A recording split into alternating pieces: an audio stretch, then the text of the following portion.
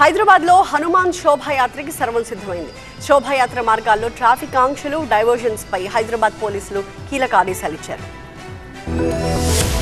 హనుమాన్ శోభయాత్రకు హైదరాబాద్ ముస్తాబైంది. గురువారం భాగ్యనగరం వీధులు జై శ్రీరామ్ నినాదాలతో దద్దరిల్లున్నాయి. ఉదయం 11:30కు గౌలిగూడ రామ్ మందిర్ నుంచి వీర హనుమాన్ శోభయాత్ర ప్రారంభమై రాత్రి 8 గంటలకు తాడ్బండ్ హనుమాన్ ఆలయానికి చేరుకోనుంది. Gowliguda, Koti, Kachiguda, Narayanaguda flyover, RTC cross road, Ashok Nagar, Gandhinagar, Bansilalpet junction, Bible House, Secunderabad Bata, Ram Gopalpet PS, CTO junction, the Royal Palace, Tadbund వరకు యాత్ర కొనసాగనుంది. వీటితో పాటు మల్కజ్గిరి కమిషనరేట్ పరిధిలో మరో 92 స్థానిక ఊరేగింపులు ఉన్నట్టుగా హైదరాబాద్ పోలీసులు ప్రకటించారు. శోభయాత్రతో CTO junction, Secunderabad, Tadbund, ECIL, AS Rao Nagar, Sainikpuri, Tarnaka, Habsiguda ప్రాంతాల్లో భారీ రద్దీ నెలకొనే అవకాశం ఉంది. హనుమాన్ శోభయాత్ర సందర్భంగా హైదరాబాద్ మల్కజ్గిరి కమిషనరేట్ పరిధిలో 3000 మంది పోలీసులు బందోబస్తులో పాల్గొన్నట్టుగా సిపి సజ్జనర్ వెల్లడించారు.